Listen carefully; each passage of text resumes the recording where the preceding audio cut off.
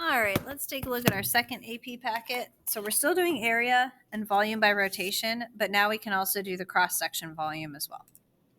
All right, so our first problem, we can use a graphing calculator.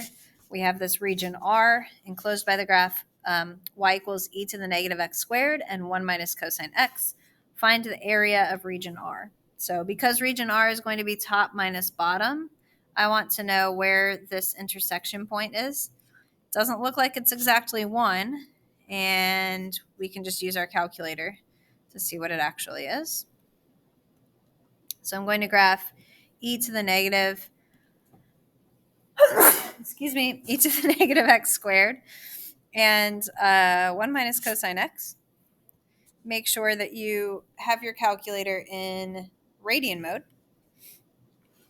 Now, no need to play with the window. Just take a look at what the window should be. You can go from 0 to 1.5 and 0 to 1.5 in your window. So 0 to 1.5. You can even tell it to count by 0.5s if you want to really match everything. 0 to 1.5. That's what this X scale, Y scale is. You can change it to say what the tick marks represent. And then you would just hit graph. So we want this intersection point. I'm going to write it down. I'm going to call it A. It's the only intersection point I need for this first part. So I'm going to define A down here and say that A is 0.9419441. And we want to find the area of region R. So for part A, the area of region R should be the integral from 0 to A of e to the negative x squared, that's on top, minus parentheses 1 minus cosine x. If you don't have the parentheses, dx. If you don't have the parentheses, distribute it through. It's wrong to say 1 minus cosine minus x, or minus 1 minus cosine x without distributing the negative through. And then I'm going to store A because I think I'm going to use it a couple of times. So 0.941941. You can store that as alpha A. And then when you type A on your calculator, it knows that that's the number you're talking about. So now I can say math 9, 0 to A. And now you can either type in the functions, or remember they are in y1 and y2. So if you want to get really fancy, you can say y1 minus y2. They're not that hard to type though, so you could also just do this. And if you do that, the parentheses are understood. So y2 is 1 minus cosine x, so it will correctly subtract that. So this is 0.591. Okay, the only thing to be careful about with storing everything and using y1 and y2 is that you make sure that you do have the proper order, which is in y1 and which is in y2. Okay, part B says find the volume of the solid generated when we're revolving around the x-axis. So always sketch. So you've got this, something like this for our region, okay? Something like that, sure. And then you're going around the x-axis. So that's going to give you something like this. You don't have to sketch the 3D shape. But so say you don't sketch that. Let's just get rid of that. Then what do? You just connect your function to the axis of rotation, the outermost part of your function. And if your function has a space between where it is and the x-axis, that means it's washer method. So you need that little inner r too. So capital R is e to the negative x squared. That's the one on top, right? Yes. E to the negative x squared minus 0. And lowercase r is 1 minus cosine x minus 0. The volume is pi times the integral from 0 to a of e to the negative x squared minus quantity 1 minus cosine x squared dx. Now this is where, okay, so see, this is kind of nice. And maybe just make a note to yourself. This is in y1. This is in y2. Double check to confirm. y1, y2. Here's where it would be kind of nice so that I don't have a million parentheses and things to type out. I am going to use my y1 and y2 here. So actually, let me just call back that previous line. Parentheses are understood. So I want to square y1. So I'm going to say insert a squared. I mean, you can put it in parentheses if you want, but you really don't need to. And then squared. So r squared minus r squared. So this is 0.556. Oops, I forgot a pi. Hold on. Oh, that's the danger of copying and pasting, right? I could have just taken my answer times pi, but okay. I do that a lot. In one of the other videos, I was like, be careful with copying and pasting because it's easy to forget. And there I just did it. So, okay, so that is my volume with the pi included. What about part C? Region R is the base of a solid. For the solid, each cross section is perpendicular to the x-axis. So you're going like this. And it's a square. So that's nice and easy. Find the volume. I still like to sketch the region and remind myself what perpendicular to the x-axis would look like. So that's like, here's where the side is going to be. That's supposed to be stopping at the function, by the way. So the area being the side squared is going to be the e function minus the cosine function. All right, so volume will be the integral from 0 to a. There is no pi on this one because you're not rotating anything and creating disks. It's just e to the negative x squared minus 1 minus cosine x. So that's the length of the side of the square, and then you're squaring that quantity. All right, now that's going to be math 9, 0 to a. And then I'm squaring a quantity, so parentheses y1 minus y2, just because I don't want to type all that out, squaring that, so this is side squared, dx, 0.461. Make sure for the AP test, if you're using y1 and y2, that you're not just writing y1 and y2 here. That's not going to fly for the AP test. Okay, so that's our first problem. Let's look at number 2. Again, graphing calculator is required.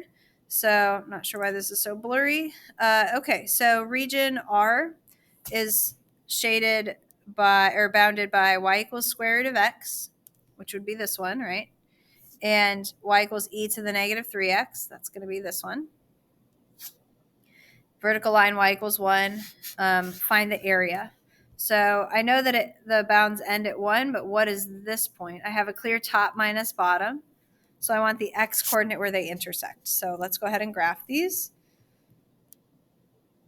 That was square root of x, e to the negative 3x. Let's just hit graph because I think that previous window, this one goes like 0 to 1. So yeah, this fits just fine. Oh, wait, what? Oh yeah, and y equals 1. We don't see the 1 on there, right? But we can still find this intersection point. So let's write this down. I'm going to define this as A. So A is equal to 0.2387341. And let me just go ahead and store A while I'm doing this on my calculator. Store as alpha A. Okay, so the area will be top minus bottom. So for part A, it's going to be the integral from not 0 to A, from A to 1, those are our bounds, a to 1, of the square root of x minus e to the negative 3x dx. Another reason I do like using y1 and y2 is so that I don't forget something small like typing in the negative. I've already typed in the two functions correctly once, so that's all that I'm going to do there. So then this is math 9. Remember, I stored a, my new a, so a to 1. And then, yeah, I'm just going to say y1 minus y2 dx. So this is 0.443.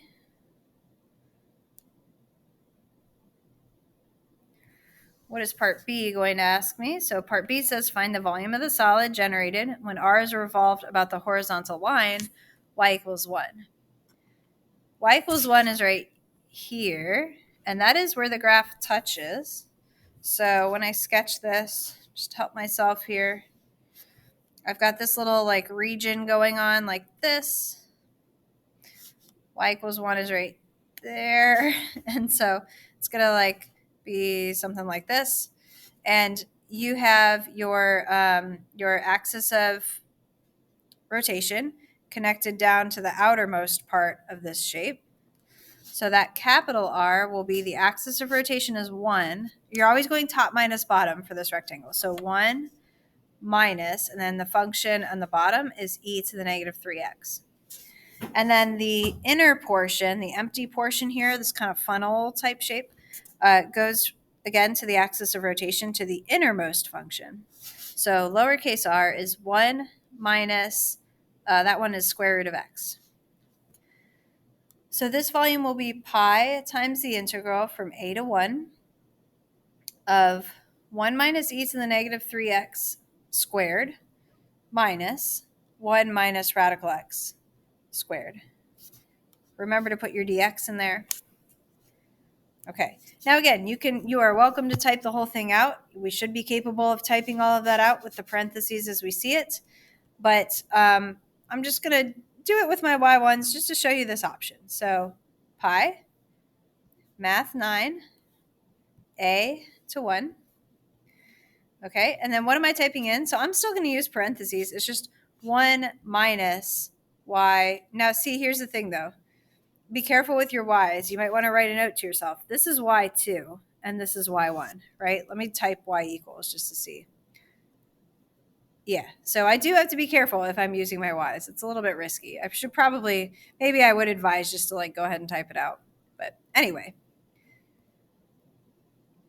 1 minus y2 squared minus 1 minus y1 squared. If you're not sure on that, again, label it like I have here, or just type in the function. It's not that hard to type in. 1.424. All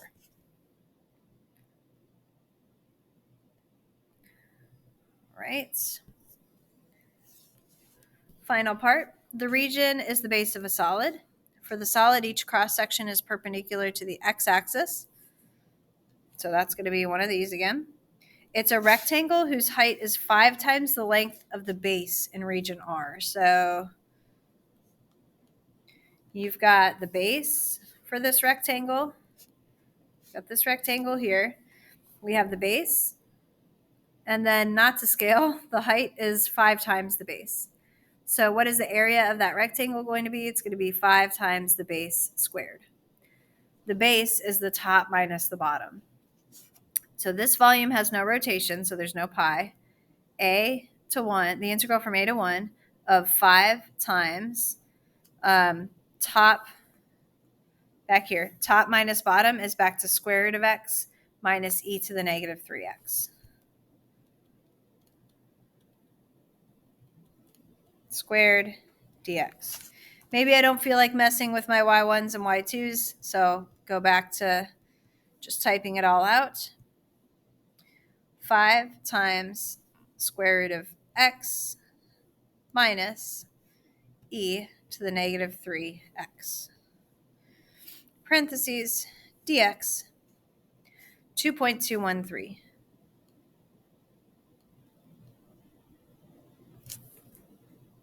Okay. We have 2 problems to go. I think I'll be able to fit this all into this video here. Now we have this f of x and this g of x. So let f and g be the functions 2x. F is 2x minus, times 1 minus x, and g of x is 3 times x minus 1 times radical x on this window. Graphs are shown above. There's a clear top minus bottom. Find the area of the shaded region. So now this is nice. The points of intersection are 0 and 1, right? You can confirm that. If you plug 0 in, you get 0, 0. If you plug 1 in, you get 0 for this, 0 for that. So yeah, so they do both intersect at 0 and 1. So this is just going to be the integral from 0 to 1 of, now you can just write f of x minus g of x. That's top minus bottom dx. Because they're already defined in the problem. Or you can write out the functions if you want to.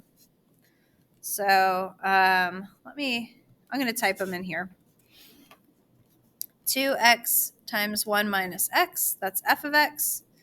G of x was 3 times x minus 1 times the square root of x. All right. And we're doing math 9, 0 to 1 of, I had y1 minus y2. Oops, I forgot my dx. 1.133.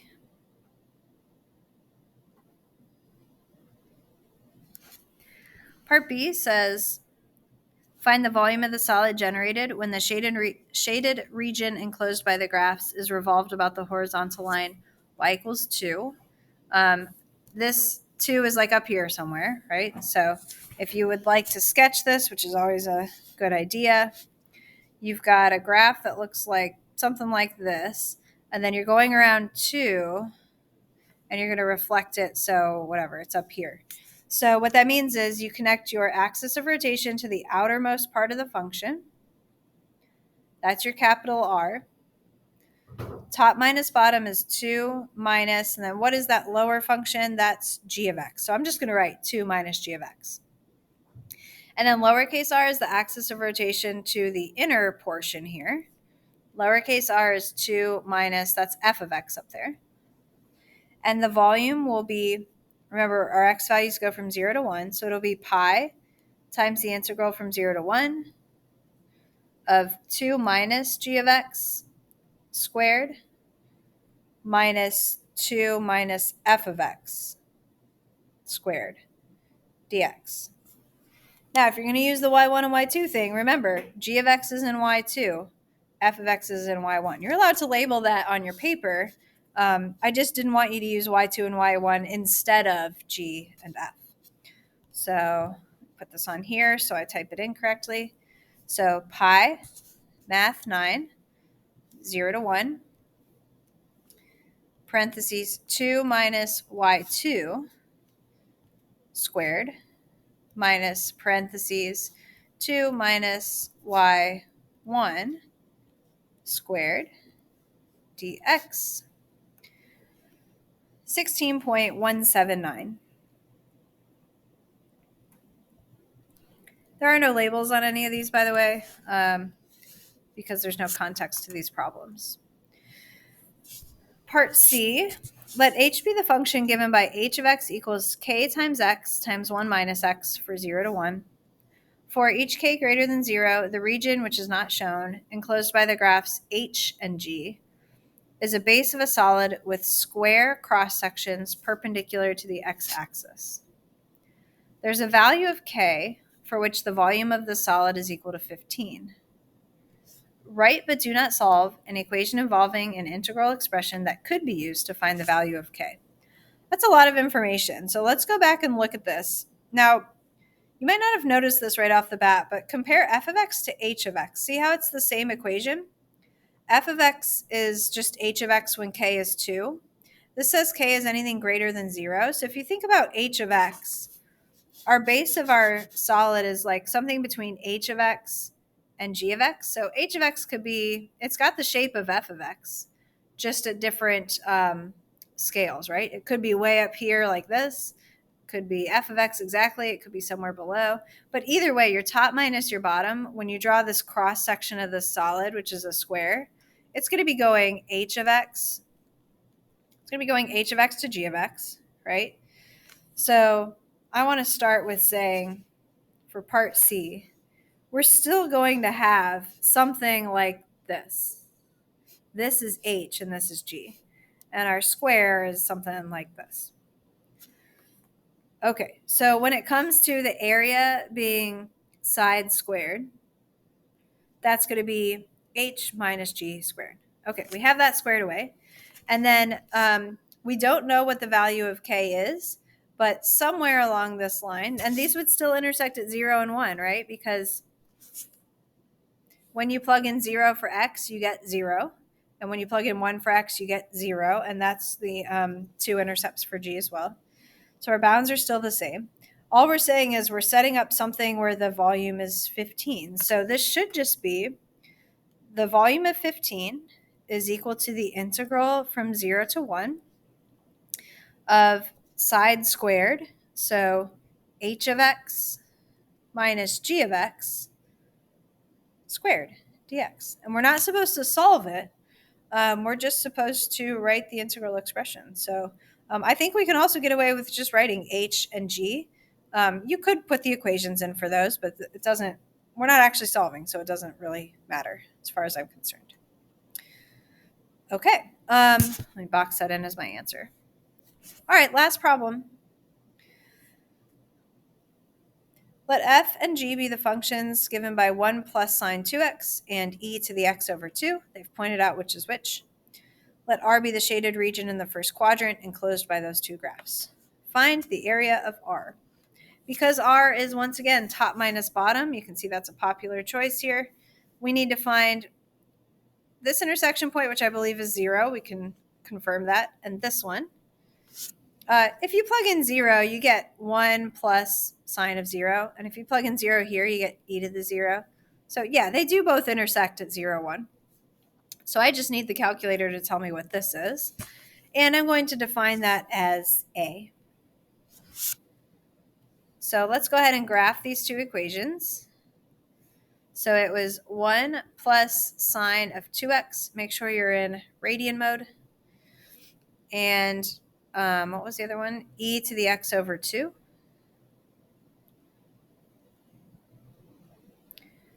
And for my window, I don't know, I'm going to zoom 6, see what happens. Oh, so we need to zoom in.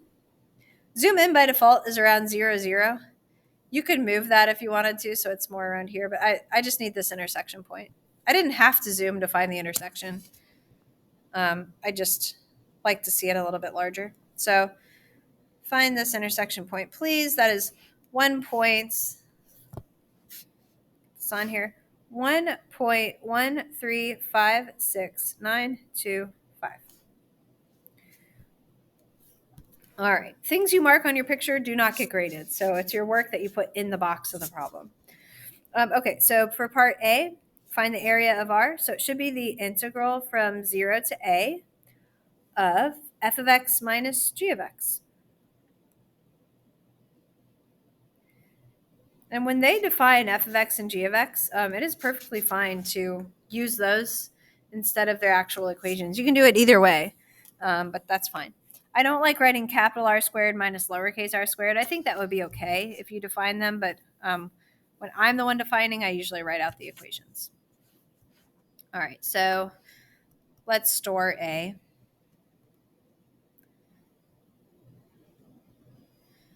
Store as alpha A. So math 9, 0 to A of f of x minus g of x. Now I do have these, right? F of x minus g of x. I have these in my y equals. So I can use y1 minus y2. 0.429. For part B, find the volume of the solid generated when R is revolved about the x-axis. So when you take a shape that is above the x-axis, like this, and you revolve it about the x-axis, it's going to show up down here. You just need to connect the outermost portion to the axis of rotation, which is the x-axis. So capital R is the top function, f of x minus 0. Lowercase r is the inner portion connected to the axis of rotation. So that is g of x minus 0. And so my volume formula is pi times the integral from 0 to a of f of x squared, f of x, the quantity, squared, minus g of x, the quantity, squared. dx. Again, f of x, reminder to myself, is in y1. G of x is in y2. So, second pi, math 9, 0 to a of y1 squared. You don't need parentheses. They're understood, but you can put them in if that makes you feel better. Minus y2 squared. Do I have that in the right order? Yes. Dx. So 4.267. And what about our last part? So part C, the region is the base of a solid. The cross sections are perpendicular to the x-axis. Now they're semicircles with their diameters extending from F to G. Find this volume. So I will forever draw a picture. So very sloppy picture, but there's my region. Perpendicular side length to the x-axis, semicircle. Area of a semicircle is 1/2 pi r squared. Remember, it's the diameter that's F minus G. So the radius is F minus G divided by 2. So this is going to be pi over 2 for 1/2 pi times F minus G, quantity, divided by 2, squared. So putting that into my volume, there's no rotation here. So it's the integral from 0 to a of pi over 8, because squaring this is going to be a 4. Pi over 2 times 4 down there is pi over 8. F of x minus g of x, the quantity, gets squared dx. So math 9, 0, a, pi over 8, parentheses, f of x was y, 1, minus g of x was y, 2, quantity squared dx. 0.078. Yes. All right, that was our last problem. So you can see these are pretty similar problems. Yeah, it's just about kind of memorizing the setup and being very careful about how you type things into your calculator.